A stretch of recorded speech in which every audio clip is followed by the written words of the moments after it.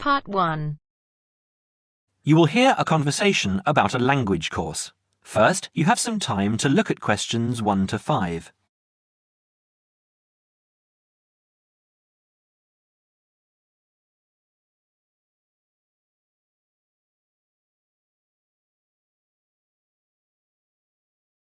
You will see that there is an example that has been done for you.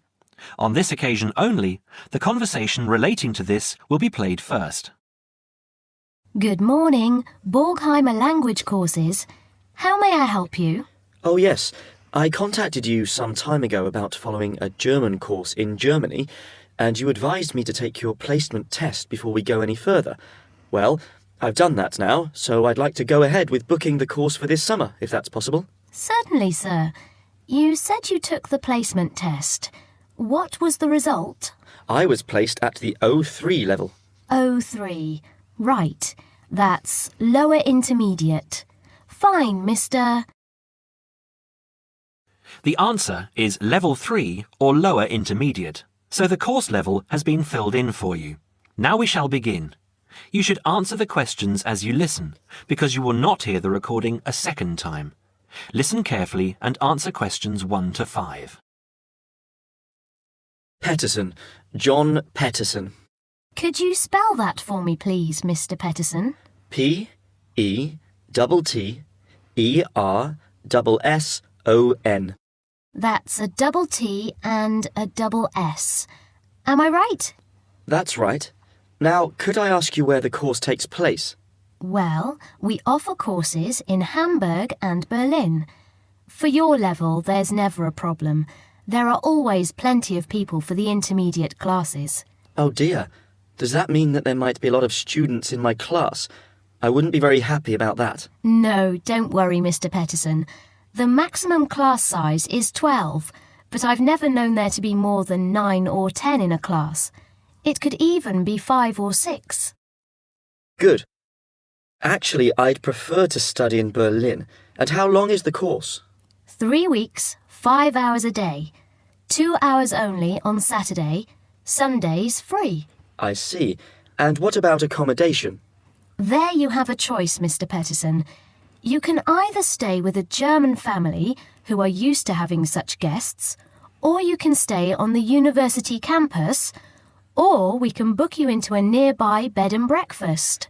Is there a big difference in price? Not really. Staying with the family works out the cheapest, and the bed and breakfast is a bit more money.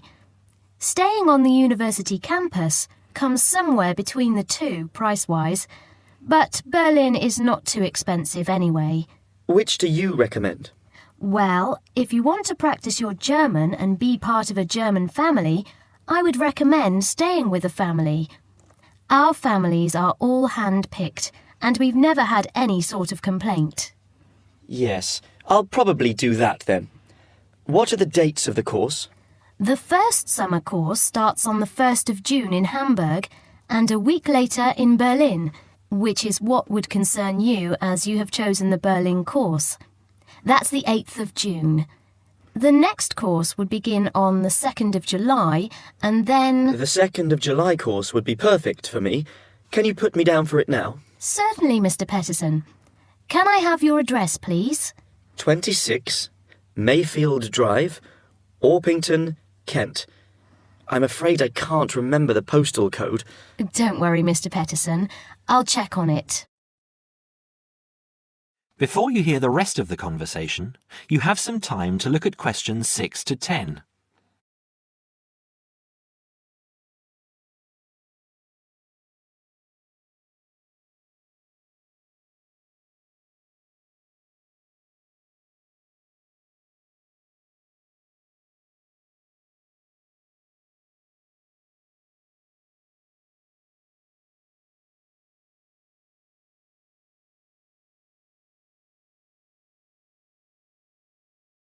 Now listen and answer questions 6 to 10.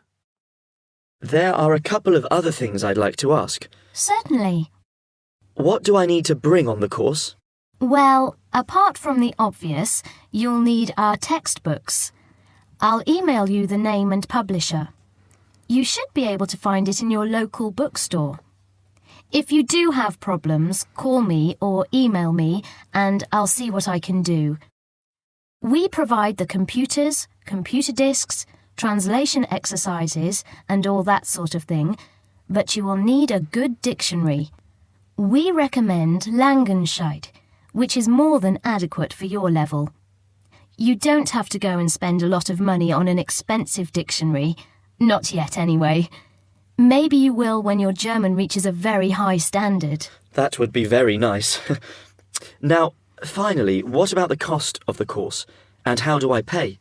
Would you like to pay that in pounds or in euros? Euros would be fine.